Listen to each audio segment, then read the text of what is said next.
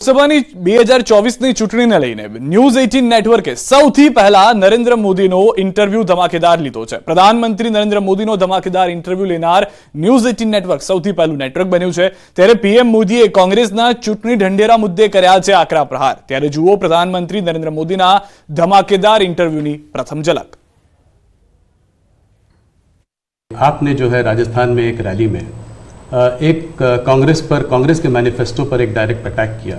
आपने ये तक कहा कि इनका एक स्कीम है जिससे कि ये वेल्थ डिस्ट्रीब्यूट करना चाहते हैं, ये पता लगाना चाहते हैं किसके पास कितनी जमा पूंजी है, किसके पास कितना पैसा है, किसके पास कितना सोना है, सिल्वर है, चांदी है, और उसको वो मुसलमानों में और घुसपैठियों में बांट देना चाहते हैं। क्या ये थ्रेट इतना रियल है? क्या आपको ऐसा दिखता है?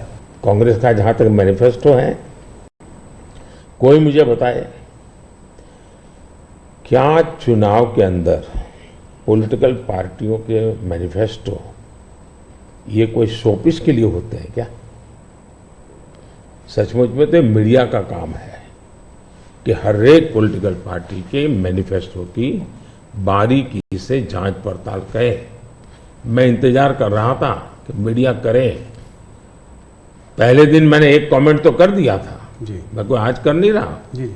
कि भाई मुझे मैनिफेस्टो देख करके लगता है कि इस पर पूरी तरह मुस्लिम लीग की छाप है। तो मुझे लगा कि मीडिया चौंक जाएगा, जो एनालिसिस करने वाले चौंक जाएंगे, लेकिन पता नहीं अब उनकी व्यस्तता कुछ और है। मैनिफेस्टो में उनकी तरफ से जो परोसा गया उतना ही गुड़ी गुड़ी उछालते रहे। फिर मुझे लगता भी ये तो इकोसिस्टम का बड़ा मिलीभगत लगता है। अब मुझे सच्चाई लेकर जाना पड़ेगा। मैंने काफी 10 दिन इंतजार किया कि देश इस मैनिफेस्टो में जो बुराइयां हैं उसको कोई न कोई क्योंकि निष्पक्ष तरीके से आता है तो अच्छा है। 2006 का एक वीडियो जो वायरल हो रहा है जिसमें मनमोहन सिंह जी ने कहा है कि गरीब मुसलमानों का पहला अधिकार रिसोर्सेज पर है, ये उन्होंने साफ कहा है। आपने उसको मैनिफेस्टो में भी ये बात पॉइंट आउट की है कि ओबीसी रिजर्वेशन का जो है पार्ट लेकर वो मुसलमानों को दे देना चाहेंगे, और 2004 से 2014 के बीच में उन्होंने 4-5 बार ऐसा करने की कोशिश की भी है। अरे भाई, ये तो बड़ा इंटरेस्टिंग सवाल आपने पूछा है। जरा मेरा जवाब लंबा हो जाएगा, लेकिन देश के लिए मुझे बताना पड़ेगा। बताइए। आप कांग्रेस का इतिहास देख लीजिए। 90 के दशक से ये मांग उठी है देश में। समाज का एक बहुत बड़ा तबका है जिसको लगता था कि हमारे लिए कुछ होना चाहिए, उसके लिए आंदोलन हुए हैं। 90 से पहले कांग्रेस ने पूरी तरह इस बात को खारिज कर दिया, यानी कि पहले का उनका, फिर उनको जितनी भी कमीशन बने, जितनी कमेटियां बनाई, उसके भी रिपोर्ट्स ओबीसी के विचार के पक्ष में आने लगे। अब उनके सिफारिशों को भी वो नकारते रहे, रिजेक्ट करते रहे, दबाते रहे। 90 के दशक में उनको लगा कि भी अब इसको जरा उनकी वोट बैंक की राजनीति के अनुसार उसको टर्न दिया जाए। उन्होंने पहला पाप किया क्या? 90s के दशक में कर्नाटका में उन्होंने धर्म के आधार पर, आपको याद होगा, कर्नाटका में उन्होंने धर्म के आधार पर मुसलमानों को ओबीसी घोषित कर दिया। यानी देश के ओबीसी को नकारना, उस विचार को दबाना, उस विचार को रिजेक्ट करना, लेकिन राजनीति खातर मुसलमानों को ओबीसी घोषित कर देना। केंद्र से कांग्रेस गई, 2004 तक ये प्लान ठप रहा, उनका इरादा पक्का नहीं हुआ। 2004 में वो फिर आए, तो आते ही आंध्र में मुस्लिम को ओबीसी कोटा ये देना तय कर लिया। मामला कोर्ट में जाके उलझ गया। अब ओबीसी के 27% जो आरक्षण में मिला हुआ है, भारत के संसद ने दिया है, संविधान के मूलभूत भावना के प्रकाश में दिया है। 27% शहद लगाने की उन्होंने तैयारी कर दी, डाका डालने की कोशिश की। 2006 में नेशनल डेवलपमेंट काउंसिल की मीटिंग हुई थी एनडीसी की।